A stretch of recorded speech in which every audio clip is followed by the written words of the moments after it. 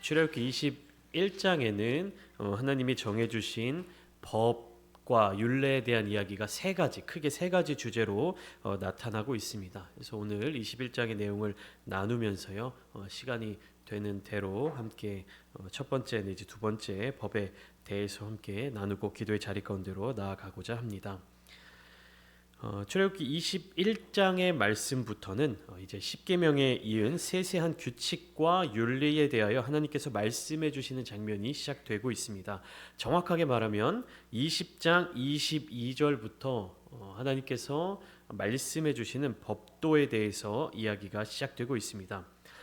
여기에서 하나님은 누구를 향해 말씀하고 계시는가라는 사실을 우리가 한번 본문을 통해서 알아보고자 합니다.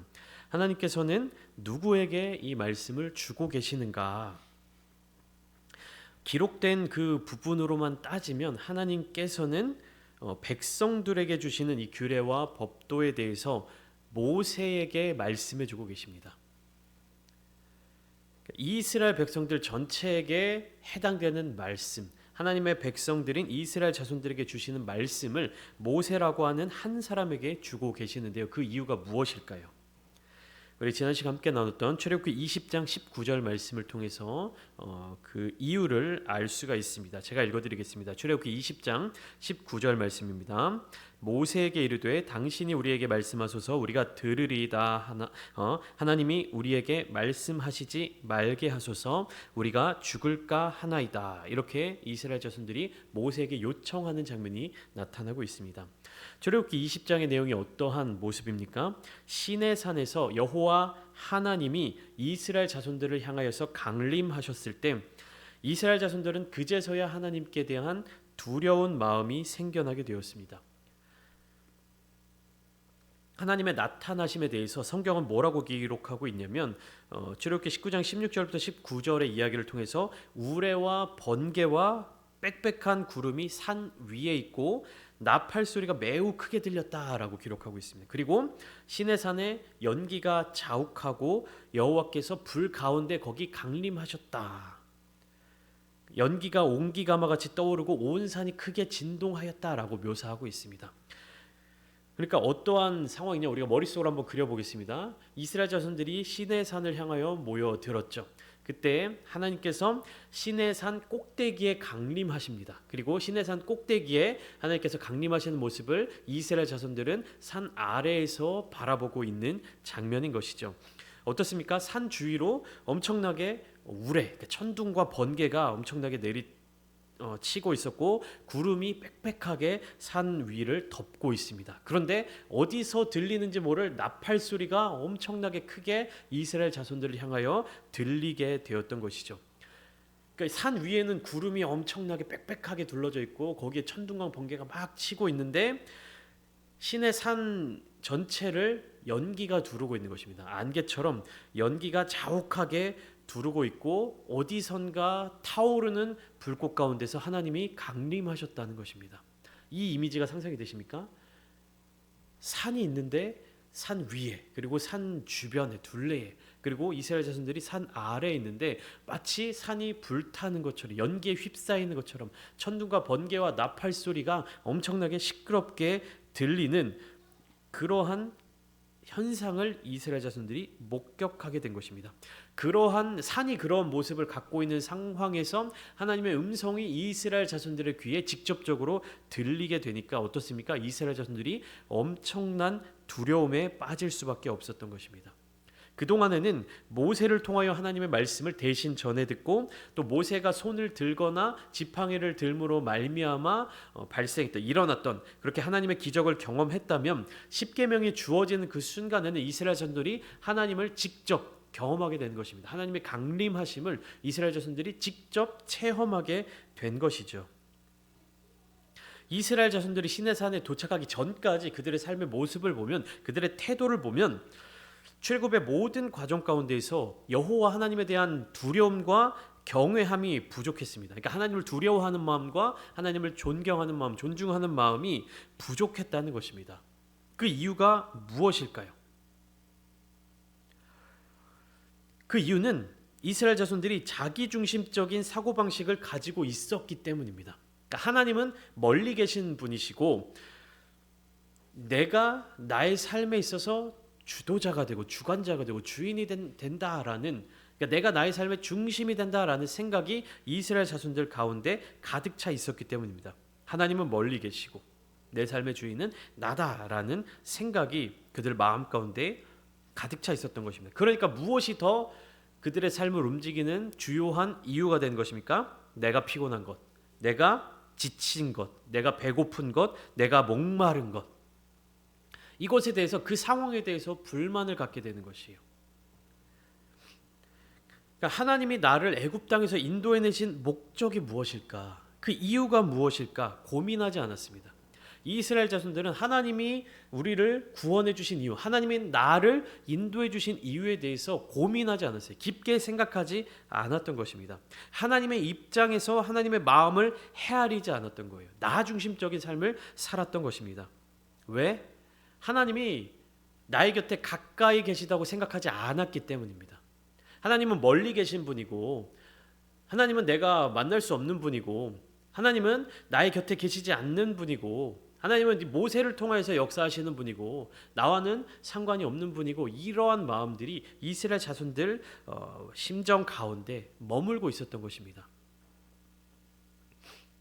그러니까 하나님이 어떠하심과는 별개로 하나님이 얼마나 위대하시고 여호와 하나님의 능력이 얼마나 위대하신지, 그거에 대한 정확한 사실은 별개로 나 중심적인 사람에게 있어서 하나님은 영향을 끼치지 않으세요. 그러니까 실제적으로 하나님의 위대하심을 인정하지 않는 사람에게는 하나님의 그 능력이 임하지 않는다라는 얘기입니다. 이것은 하나님의 능력이 없으시다는 이야기가 아니죠. 하나님이 그러한 힘이 없으시다라는 뜻이 아닙니다. 하나님을 믿지 않고 하나님의 능력을 인정하지 않고 하나님을 의지하지 않는 사람들에게는 하나님이 그 능력을 보여주실 이유가 없다는 것입니다. 그런데 중요한 사실은요, 그럼에도 불구하고 하나님은 이스라엘 자손들을 구원해 주셨다는 사실입니다. 하나님이 이스라엘 자손들을 구원하신 이유는 이스라엘 자손들이 구원받을 만한 자격이 있기 때문에, 그들이 애굽 사람들보다 더 뛰어나기 때문에 구원받은 것이 아니라 오직 그들의 조상 아브라함과 하나님께서 맺으신 언약 때문이었습니다. 그 언약을 하나님이 기억하고 계셨기 때문에 이스라엘 자손들에 대한 일방적인 책임을 신실하게 지고 계셨던 것이에요. 하나님과 이스라엘 자손들의 관계를 곰곰이 살펴보면 이스라엘 자손들은 하나님께 대한 책임을 전혀 지지 않고 있었습니다. 하나님을 가까이 두려고 하지도 않았고요. 하나님을 그저 멀리 계신 분으로 이해하고 있었던 것이에요. 그러나 하나님은 이스라엘 자손들을 자기 백성 삼아 주시고 이스라엘 자손들에 대한 책임을 끝까지 지셨다는 것입니다. 출애굽의 모든 과정 가운데 하나님은 그렇게 신실하게 역사하셨던 것이, 이스라엘 자손들은 그 신실하신 하나님에 대해서 지각하지 못했습니다. 시내산에 다다르기 전까지는.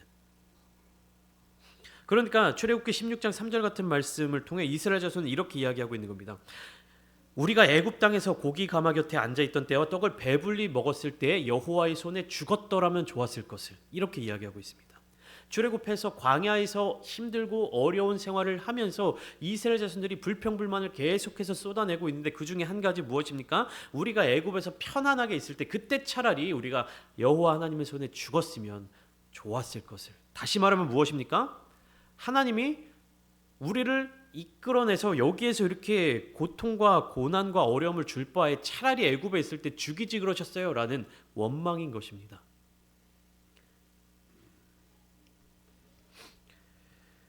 차라리 그때 죽이지 왜 여기까지 와서 가진 고난과 고생을 다 시켜놓고 왜 우리를 죽이려 하느냐, 왜 우리를 이렇게 굶어 죽게 만드느냐, 목이 말라 죽게 만드느냐, 이렇게 불평하는 모습을 보였던 것입니다. 그런데 어떻습니까?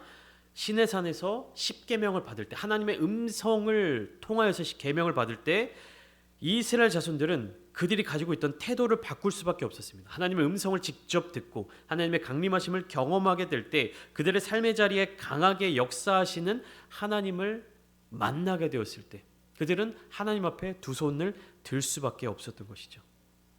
그들이 요구했던 게 무엇입니까? 원망했던 것이 무엇입니까? 여호와의 손에 죽었더라면 좋았을 것을 이렇게 얘기했던 이스라엘 자손들이 하나님의 음성을 듣고 난 뒤에는 모세에게 뭐라고 이야기를 하고 있냐면, 하나님이 우리에게 직접적으로 말씀하시게 하지 말아달라. 당신을 통해서 우리에게 말씀하게 해달라. 우리가 그의 음성 앞에서 죽을까 하노라. 어떻게 바뀝니까?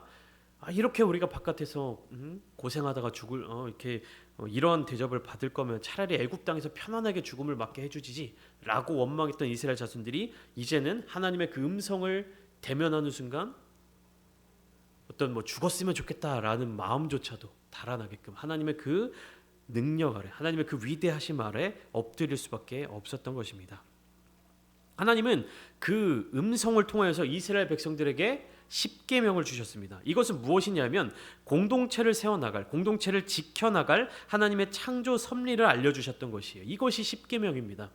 지난주에 함께 나눴던 것처럼 1계명 2계명 쭉쭉쭉 해서 10계명까지 해서 규칙을 잡아서 너희가 이것을 지켜야 되고 지키지 못하면 벌을 받을 것이야 이렇게 얘기한 것이 아니라 그 계명들을 통하여서 하나님의 마음이 무엇인지, 하나님의 창조 섭리가 무엇인지를 이해하고 그 세계 가운데로 들어오도록 초청해 주시는 것입니다.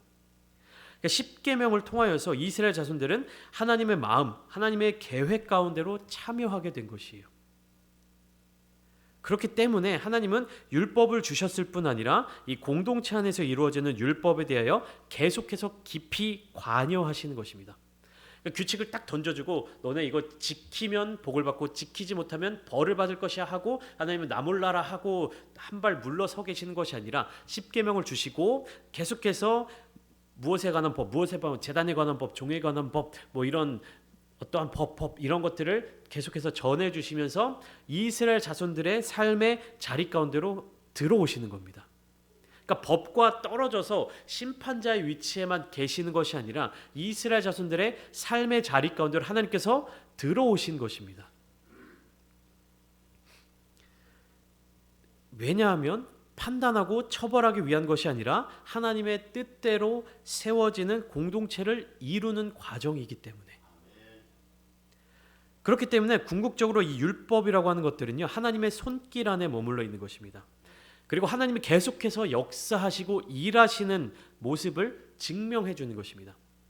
내가 너희를 위해서 이렇게 일한다. 내가 너희를 계속해서 지켜볼 것이다. 너희 안에 불의한 일이 있는지 없는지, 너희 안에 공동체를 사랑하는 마음이 있는지 없는지 내가 계속 지켜볼 것이고 그것을 세워나가기 위해서 너희와 함께 할 것이다 라는 하나님의 마음이 담겨져 있는 것이에요. 그렇기 때문에 출애굽기 21장부터 쭉 이어지는 법에 대한 내용들을 살펴보면 하나님께서 직접 그 상황 가운데 계시겠다, 내가 직접 심판을 내리겠다, 내가 너희와 함께 하겠다라는 메시지가 담겨져 있는 것을 우리가 발견할 수가 있는 것입니다. 그래서 오늘 본문 첫 번째 1절부터 2절 말씀을 보시면 이스라엘 자손들이 하나님을 바라보는 자세, 그 마음과 하나님이 이스라엘 자손들을 바라보는 자세가 이렇게 나타나고 있는데요. 1절과 2절을 보면 두 절 모두 내가라는 단어로 시작하고 있습니다. 그렇죠. 1절은 내가 백성 앞에 세울 법규는 이러하니라 이렇게 되어 있고요. 2절은 내가 히브리 종을 사면 그는 6해 동안 섬길 것이요 이렇게 시작하고 있습니다. 내가 어떠할 것이다, 내가 어떠할 것이다 라고 기록되어 있는데요. 1절에서 기록되어 있는 내가라는 인칭 대명사와 2절에서 나타나는 내가는 다른 사람을 의미합니다. 똑같이 너에게 말한다 이것이 아니라 1절에서 말하는 너는 누구냐 하면 모세를 의미합니다. 모세에게 하나님이 하시는 말씀이고요. 2절에서 나타나는 너는 누구냐 하면 이스라엘 자손들을 의미합니다. 그러니까 사실상 여호와 하나님께서 이스라엘 자손들에게 주시는 말씀인데 이스라엘 자손들이 어떻습니까? 하나님이 우리에게 말씀하지 마시게 하옵소서라고 모세에게 부탁을 하니까 하나님이 모세를 통하여서 이스라엘 자손들에게 말씀해 주시는, 그러니까 모세를 통하여서 전달해 주시는 모습을 보여주고 있는 것이죠. 하나님이 계시고 중간에 모세가 있고 이스라엘 백성들이 있습니다. 하나님의 말씀이 모세를 통하여서 이스라엘 백성들에게 전달되는 것이죠.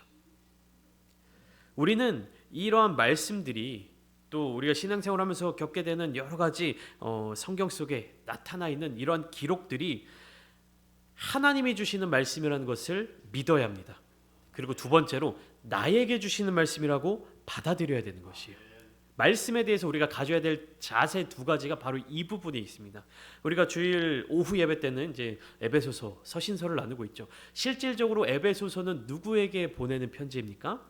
바울이 에베소 지역의 교인들, 성도들에게 보내는 편지이죠. 그러나 그것을 우리는 어떻게 받아들여야 하냐면 바울이 그의 마음을 기록한 것이라고 받아들이는 것이 아니라 하나님이 바울을 통해서 주시는 말씀이다라고 믿습니다. 그렇죠? 성경이기 때문에 우리는 그것이 하나님의 말씀, 하나님의 뜻, 하나님의 마음이라고 믿습니다. 그리고 두 번째로 그것이 에베소 교회 1세기의 에베소 교회의 에베소 지역에 있는 성도들에게 보내는 편지로 쓰여져 있지만 오늘날 21세기를 살아가는 우리는 어떻게 믿습니까? 우리에게 주시는 말씀이다라고 믿죠. 하나님의 말씀을 믿는 것, 그리고 그것이 나에게 주시는 말씀으로 받아들이는 것, 그것이 하나님의 백성들이 가져야 할 자세인 것입니다.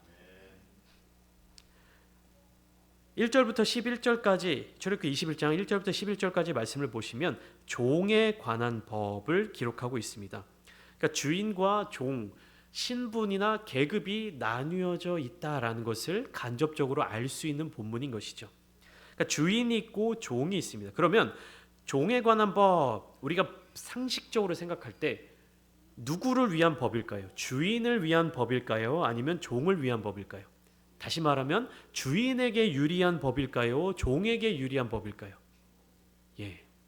우리가 보통 삶을 살아가다 보면 법이라고 하는 것은 권력을 가진 사람 혹은 이제 주인에게 유리한 법을 제정하기가 쉽습니다.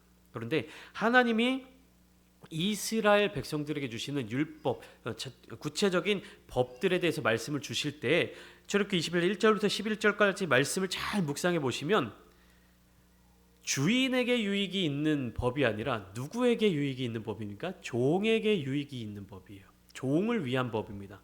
바꾸어 말하면 주인에게는 이 법을 따르고 이 법에 순종하게 되면 주인에게는 반드시 손해가 나타나게 됩니다. 손해를 감당해야 되는 거예요. 주인은. 이해가 되시죠? 그러니까 이것은 주인을 위한 법이 아닙니다. 사람을 위한 법이 아니에요. 무엇이냐? 하나님의 뜻을 위한 법입니다. 하나님이 바라고 계시는, 하나님이 바라보시는 보살핌과 돌봄의 영역이에요. 그러니까 주인의 이익과 주인의 어떠함을 지키기 위한 법이 아니라 무엇을 지키기 위한 법이냐? 하나님의 뜻을 지키기 위한 법, 하나님이 세워주신 공동체를 지키기 위한 법이라는 사실입니다. 여기에 나타나 있는 종들, 그들이 종이 된 이유가 무엇인지는 알 수 없지만 종들은 어떠한 소망을 가질 수 있게 되냐면 기간이 끝나게 되면 어느 정도 시기가 지나게 되면 자유를 얻을 수 있을 것이다 라는 희망을 갖게 되는 겁니다. 그러니까 종들이 자유를 얻게 되는 것은 무엇을 통해서 자유를 얻을 수 있느냐 하면 그를 소유하고 있는 주인이 하나님의 말씀 앞에, 하나님의 법 앞에 온전히 순종하는 사람일 때 나는 자유를 얻을 수 있을 것이다 라는 소망을 가질 수 있는 거예요. 만약에 주인이 이 하나님께서 주신 법을 잘 지키지 않는 사람이라고 하면 종에게는 소망이 있습니까? 없습니까? 소망이 없죠. 그러니까 이 모든 것이 하나님의 뜻 가운데로 아름답게 하나 되어야 되는 것이에요. 하나님의 뜻이 공동체를 세우는 데 있고 하나님의 뜻에 순종하는 주인이 하나님의 법도를 따르고 그리고 그 종은 하나님의 법도, 하나님의 말씀을 따라서 소망을 갖게 되고 그리고 그 자유함을 기대하면서 동시에 자기에게 주어진 그 기간 동안에 주인에게 있어서 충성을 다해야 하는 것입니다. 그러니까 만약에 종을, 그러니까 노예를 재산으로 생각할 때 하나님 앞에 신실한 사람일수록 불리할 수밖에 없습니다. 그러니까 종을 내 소유다, 이 종이 나의 어떠한 재산이다라고 생각하는 사람이라면 하나님 앞에 신실하지 못할 수 있다는 것이죠. 그러니까 종이 나의 재산입니다. 종이 나의 어떤 소유입니다. 그런데 내가 정말로 하나님께 신실한 사람입니다. 그러면 내 소유를 어떻게 해야 되는 거예요? 포기해야 되는 겁니다. 내가 가진 것을 포기해야 되는 것이에요. 그러니까 하나님 앞에 신실한 사람일수록 이 법이 불리하게 작용되는 겁니다. 다시 말하면 나의 이익을 포기하고 내려놓는 것, 하나님의 뜻을 위하여서 나의 어떠한 것들을 포기할 수 있어야 한다는 사실입니다. 그러니까 하나님 앞에 신실한 사람이면 어떠한 자세를 갖는 것입니까? 하나님의 나라, 하나님의 뜻, 하나님의 섭리와 공동체를 나의 유익이나 나의 재산보다 더 사랑하는 것입니다. 그리고 그 자신 또한 하나님의 창조 질서 안으로 들어가는 백성이라는 사실이에요. 이것이 나의 것이 아니다. 이 노예가, 이 종들이 나의 소유가 아니다. 이들 또한 하나님이 사랑하시는 백성들이다. 이들 또한 하나님이 사랑하시는 사람들이다라는 마음이 그 주인의 마음 가운데 있어야 한다는 것입니다. 미국 드라마 중에 이제 시트콤 같은 이제 프렌즈라는 드라마가 있는데 한 20년 넘게 20년 이상 된 드라마인데 거기에 한 에피소드를 보면 주인공 중에 한 여자에게 그 통장 안에 출처를 모르는 돈이 입금된 거예요. 내가 번 돈이 아니고 그냥 누군가가 잘못 입금한 건지 모르는 돈이 입금됐습니다. 그래서 이 돈을 어떻게 해야 되지? 그렇게 큰 돈은 아니었을 겁니다. 한 50만 원, 몇십만 원 되는 돈이 들어왔는데 이 돈을 어떻게 해야 되지? 어떻게 돌려줘야 되지? 라는 것을 고민하고 있는데 그 주인공의 친구들이 이야기해줘. 그거 네 돈에 들어왔어, 네 통장에 들어있으니까 네 돈이지. 네 마음대로 써. 교회 가서 좋은 신발이라도 하나 사서 신어. 이렇게 이야기를 합니다. 근데 이 여자 주인공이 그 얘기를 들으면서 이렇게 얘기해요. 나는 그 돈으로 내 것을 살 수가 없어. 내 것이 왜냐하면 이 돈은 내 돈이 아니기 때문이야. 그것으로 내가 신발을 사면 내가 걸을 때마다 이런 소리가 들릴 것만 같아. 내 거가 아니야. 내 거가 아니야. 내 거가 아니야. 내가 그 신발을 신고 걸을 때마다 그 소리가 들릴 것만 같아라고 이야기를 합니다. 그래서 그 에피소드 안에서 결국에는 어떻게 해서 그 돈을 자기가 쓰지 않고 다시금 이제 환원하는 방향으로 쭉 스토리가 이어지게 되는데 하나님의 법 안에 순종하는 사람들의 마음도 이와 같습니다. 나에게 주어진 것, 내가 지금 갖고 있는 것들, 그리고 내가 종으로 삼은 사람들, 이 모든 것들이 다 나의 것이 아니다. 내 마음대로 쓴다면 내 마음속에서 계속해서 그런 울림이 들릴 것만 같다라는 마음을 가지고 살아가야 되는 것이에요. 내가 하나님이 나에게 주신 것인데 내 마음대로 쓰면 내 마음속에 어떤 소리가 그거 네 거 아니잖아. 네 거 아니잖아. 네 거 아니잖아 라는 그런 소리가 계속해서 들려야만 하는 겁니다. 우리들의 마음 가운데 우리들의 귓가에 이건 하나님의 것이야. 이건 하나님의 것이야. 이건 하나님의 것이야 라는 그 소리가 계속해서 들려야 한다는 것입니다. 우리는 무엇인가를 소유할 수가 없어요. 무엇인가의 주인이 될 수가 없습니다. 하나님을 신실하게 믿는 백성들은요, 그들의 종들을 자기의 재산으로 생각하지 않습니다. 하나님의 것으로 생각하는 것입니다. 하나님이 나에게 허락하신 것으로 생각한다는 것이죠. 그래서 쭉 내용을 보면 남종이 자유함을 얻게 되는 경우, 그리고 여종에 대한 처우를 쭉 기록하고 있는데요. 좀 다릅니다. 남종과 여종에 대한 대우가 다릅니다. 남종의 경우 어떠한 메시지가 담겨져 있냐면 기간이 차면 자유인이 될 것이다 라는 메시지가 담겨져 있습니다. 단신으로 왔으면 3절 보면 단신으로 왔으면 단신으로 나가게 될 것이요. 그러니까 6해 동안 섬기고 7째 해는 몸값을 물지 않고 자유인이 된다라고 했는데 그가 홀몸으로 왔으면 혼자 나갈 것이요. 만약에 들어올 때 가족이 있었으면 아내가 있거나 아내와 자식이 있었으면 그의 아내도 그와 함께 나갈 것이다. 들어왔던 그대로 자유임을 얻을 것이다. 두 번째, 만약에 단신으로 와서 홀몸으로 와서 주인의 어떠한 그 가정 안에서 결혼을 했으면 어떻게 되는 겁니까? 그 사람만 자유인이 된다. 아내와 자녀들은 주인에게 속한 존재들이 된다. 그럼 어떻게 합니까?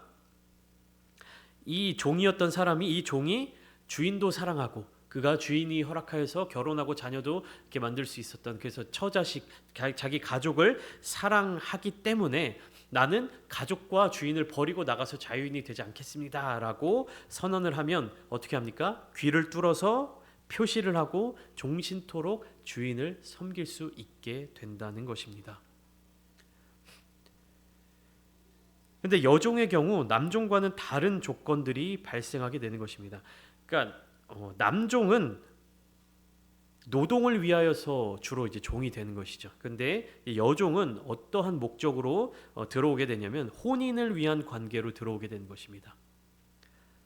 그 주인 자신이 결혼하기 위한 혹은 그 주인의 자녀, 그 주인의 아들에게 결혼을 시킬 목적으로 이제 종으로 데려오는 경우들이 있는데 그 구체적인 내용이 기록되어 있습니다. 종으로 샀지만 결혼하기 위하여서 데려왔지만 주인의 마음이 변하여서 결혼하지 않는다면 그대로 되돌려 보내줘야 된다라고 기록하고 있습니다. 그리고 만약에 내가 아내로 삼기 위해서 데려온 것이 아니라 아들에게 주기로 하였으면 그 여종에 대해서 딸처럼 대해야 한다. 그리고 만약에 내가 이 여종을 데리고 와서 아내로 삼고 이후에 또 다른 아내를 맞아 들이게 될 때에도 첫 번째 맞아였던 아내에게 먹고 자고 입을 것에 대한 그런 것들을 끊어서는 안 된다. 그리고 부부의 어떤 부부 관계를 끊어서도 안 된다. 다시 말하면 그 여인에 대한 책임을 끝까지 져야 한다라고 하나님께서 법으로 말씀해주고 계시는 겁니다. 이 법에 대해서 여종에 대한 법에 대해서 우리는 오늘날의 문화나 오늘날의 어떤 시선으로 이해하려고 하면 잘 받아들여지지 않는 부분이 있습니다. 근데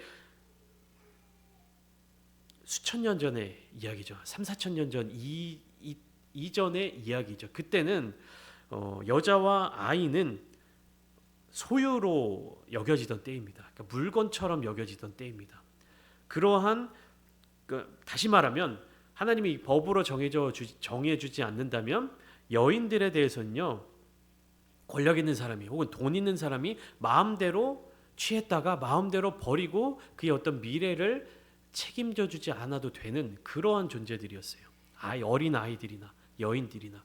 그렇기 때문에 하나님이 이렇게 법으로 그들을 책임져 주시지 않으면 사람들이 여인에 대해서 여종에 대해서 책임을 지지 않고 그들의 미래를 보장해 주지 않기 때문에 하나님께서 여종에 대한 법을 정해 주신 것입니다. 그러니까 성경 속에서는 과부와 어린아이, 과부와 고아에 대해서도 그 긍휼의 마음을 계속해서 품도록 하시는 이유가 무엇이냐? 그때 당시의 문화, 지금으로부터 3,500년 전, 4,000년 전의 그 문화 속에서는 오늘날처럼 남녀간의 관계가 어떠한 어린 아이들과 어른들의 관계가 그렇게 평등한 관계가 이루어지지 못했다라는 사실을 우리가 기억하면서 이 말씀을 받아들여야 되는 것입니다. 그렇기 때문에 무엇입니까? 그 여인에 대해서 남자가 없이는 사회에서도 활동을 할 수도 없고 먹고 사는 문제를 해결할 수 없는 것들이 여인이었기 때문에 이런 부분에 대해서 반드시 네가 책임을 져야 한다라고 하나님께서 법으로 말씀해 주고 계신 것입니다. 결국에 이것은 무엇입니까? 하나님께서 공동체에 속한 한 사람 한 사람을 귀하게 여기신다는 것이에요. 사랑으로 여기신다는 것입니다. 책임져 주시겠다라는 것이에요. 네가 이 여인을 책임져 주면 너도 내가 책임져 주겠다. 나의 백성으로서 모인 너희를 내가 끝까지 책임져 주겠다라고 하나님께서 말씀하시는 것입니다. 12절부터 쭉 이어지는 많은 법과 어떤 많은 율례 가운데 모두 다 그런 하나님의 마음이 담겨져 있는 것이에요. 그러니까 이웃에 대하여서 그리고 부모에 대하여서 가족들에 대하여서 종에 대하여서 하나님은 구체적으로 세부적으로 그들의 어떤 미래를 위해서 그들이 어떠한 불이익을 당하지 않게끔 세세하게 그렇게 법을 말씀해 주고 계신다라는 것입니다. 그러니까 우리는 하나님께 속한 자들이에요. 이스라엘 백성들도 하나님께 속한 자들이었습니다. 그렇기 때문에 하나님께서는 자기에게 속한 백성들을 향하여서 내가 너희를 지켜주겠다. 내가 너희를 보호해 주겠다라고 말씀하고 계시는 것입니다. 조금 시간이 지났지만 한 가지만 더 나누고 마무리를 하려고 합니다. 12절부터 쭉 이제 폭행에 관한 법에 대해서 다른 사람에게 실질적으로 해를 가하는 어떤 그러한 행위에 대해서 법을 하나님께서 말씀해 주시는데요. 하나님께 속한 백성들은 무엇을 늘 마음속에 담고 있어야 되냐면 다른 사람들을 해치는 것에 대한 경계를 갖추어야 한다는 것입니다. 다른 사람들을 해치는 것, 다른 사람들에게 피해를 주는 것, 다른 사람들에게 손해를 주는 것에 대해서 늘 경계해야 되는 것이에요. 나의 이익을 위해서 내가 얻을 것을 위하여서 다른 사람들을 희생시켜서는 안 된다라는 것입니다. 왜 그렇습니까? 그 존재들 모두가, 나를 포함한 그 지체들 모두가 하나님께 속한 자들이기 때문에, 하나님께 속한 자들은 하나님의 뜻대로 세워져 가야 되기 때문에 내 마음대로 해서는 안 된다라는 것입니다. 우리는 나의 기준보다, 나의 생각보다 하나님의 기준대로 살아가야 합니다. 우리가 온전히 하나님의 백성이 될 때 하나님은 자기 백성을 책임져 주시겠다라고 약속하셨습니다. 저와 여러분들은 모두 하나님의 백성으로 속한 자들이 되기를 소망합니다. 그리고 다른 하나님의 백성인 다른 공동체, 다른 형제 자매들을 사랑으로 품어주는 성도들이 되기를 소망합니다. 하나님의 마음으로 바라볼 때, 하나님의 눈으로 바라볼 때에, 하나님의 마음에 합한 삶을 살아갈 때에 하나님께서 저와 여러분들을 책임져 주십니다. 오늘 이 시간 함께 기도하실 때 우리가 삶을 살아가면서 정말 어려움을 겪을 때가 있습니다. 정말로 마음속에 어려움을 겪을 때도 있고요. 실제적인 어려움 가운데 처해져 있는 때도 많이 있습니다. 그럴 때마다 우리는 하나님을 의지해야 합니다. 우리가 하나님의 백성으로 속해 있다는 사실을 날마다 되새기면서 하나님 앞에 그 약속을 기억하며 나아가야 합니다. 하나님께 속한 백성들 지켜주시겠다고 약속하지 않으셨습니까? 끝까지 함께 하신다고 약속해 주시지 않으셨습니까? 이스라엘 자손들을 향하여서도 이렇게 세세한 법을 세워서 보호해 주셨던 하나님께서 오늘날 주의 백성으로서, 주의 자녀로서 살아가기로 다짐하며 결단하는 우리를 지켜주실 줄 믿습니다. 그 약속의 말씀을 우리가 굳건하게 붙들고 하나님 앞으로 나아갈 때 하나님 우리와 함께하여 주시옵소서. 기도하시며 나아가실 때 응답받는 놀라운 역사가 이 자리 가운데 있기를 주님의 이름으로 축원합니다.